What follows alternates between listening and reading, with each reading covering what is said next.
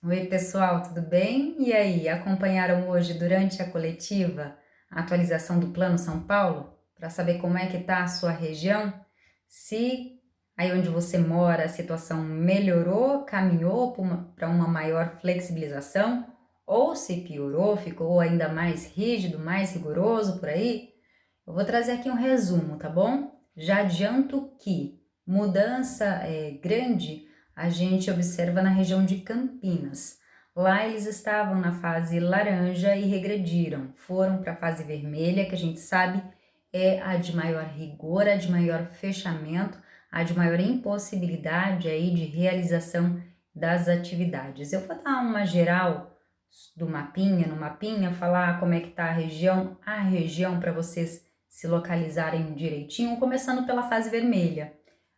Praticamente todo o estado está tomado pela fase vermelha ainda, ou seja, a gente imagina que chegar na fase azul, que é a última, a de normalidade, é uma realidade distante, olhando. Eu vou colocar depois no Stories, tá bom? Esse mapinha para vocês identificarem direitinho. Vou começar falando aqui na região noroeste, então, vermelho. Região de Araçatuba, Presidente Prudente, Marília, Bauru, Sorocaba, Registro. E agora vamos lá para o outro lado, Franca, Ribeirão Preto, Piracicaba e agora também Campinas. Agora a fase laranja, tem algumas regiões na fase laranja.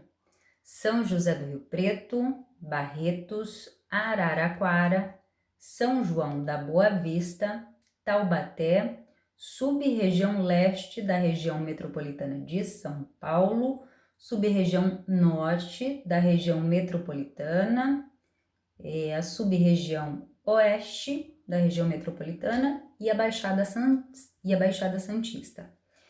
Na fase amarela, desde a última atualização, a gente sabe está só ali a capital mesmo, o município de São Paulo, e do lado sub-região sudeste da região metropolitana e sub-região sudoeste da região metropolitana estão na fase amarela, que tem aí uma flexibilização um pouquinho maior. Com relação à fase laranja, a gente tem uma novidade. Essa novidade começou até aqui em São José do Rio Preto, com o prefeito de São José do Rio Preto. O que aconteceu? Ele levou uma proposta para o governador que antes funcionavam 4 horas por dia o comércio.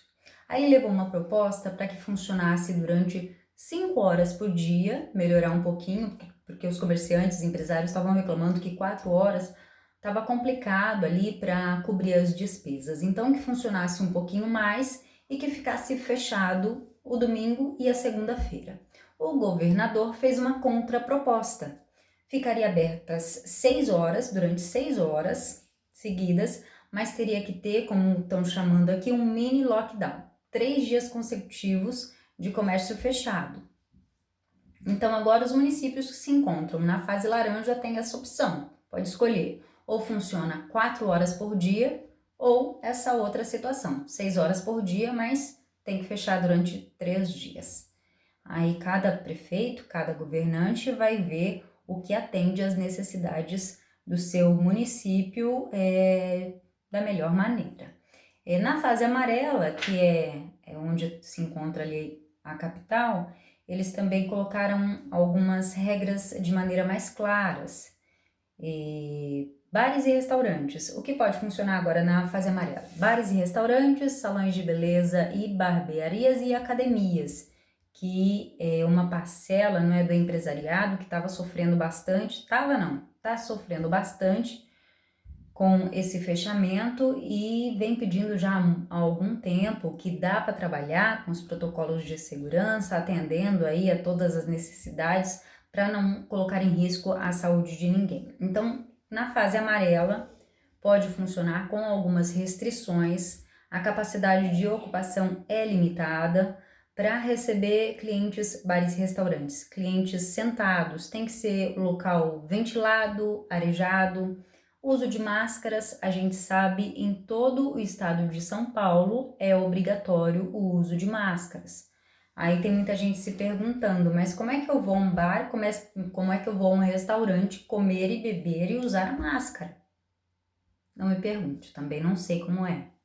Vamos ter que assistir, ver o desenrolar dessa história para a gente entender o que vai acontecer. Eles acho que vão ter que abrir alguma exceção, não é? Mas a princípio, até com relação aos bares e restaurantes, tem aqui o desenhozinho da máscara, que é obrigatório.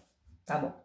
Salões de beleza, mesma coisa, capacidade limitada de ocupação, horário reduzido e todos os protocolos de segurança que a gente já conhecia, não é, com relação ao uso de máscaras, que a gente acabou de falar, álcool gel também disponibilizado ali para os clientes, horário marcado e tudo mais.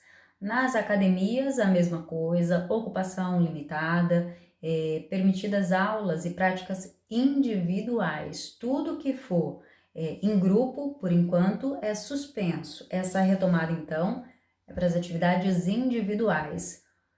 Mesmo não sendo nem um pouco agradável fazer atividade física de máscaras, nas academias é obrigatório também o uso das máscaras.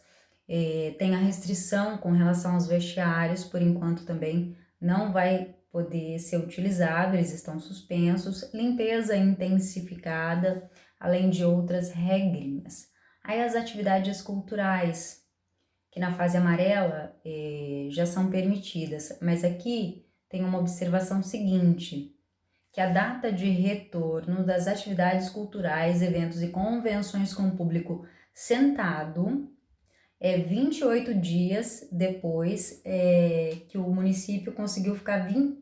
Vou refazer essa frase, ficou muito enrolada, né? O município tem que ficar durante 28 dias consecutivos na fase amarela para ser permitido, então, a realização desses eventos com o público sentado. Aí observando também todas as regras, distanciamento, ocupação e algumas coisas que a gente já sabe. Máscaras, álcool gel, distanciamento e tudo mais. Aí aqui eles colocam algumas coisas com relação às próximas fases, também diretrizes mais específicas, aí mais voltado para o empresário mesmo, para ele já se organizar, já fazer um planejamento, não é? Não, afinal de contas não dá para a gente ser avisado de um dia para o outro, ó, amanhã você pode trabalhar e tá prontinho.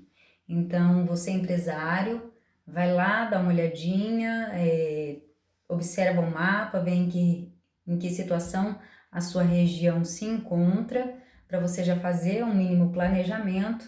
E a observação final: a população do grupo de risco não se enquadra em nenhuma dessas regras. Continua a orientação de ficar em casa, de se proteger, e isso daí eu acho que a gente não vê divergência, não é em nenhuma situação, todo mundo orienta que o público de risco deve mesmo ser aquele público que mais se cuida, que mais se protege e tudo mais. O bar e restaurante está funcionando, mas para o idoso, para a pessoa que já tem alguma doença pré-existente, a orientação é que não frequente, tá bom? Essas foram então algumas das novidades aí trazidas nesta última atualização do Plano São Paulo. A gente vai continuar acompanhando.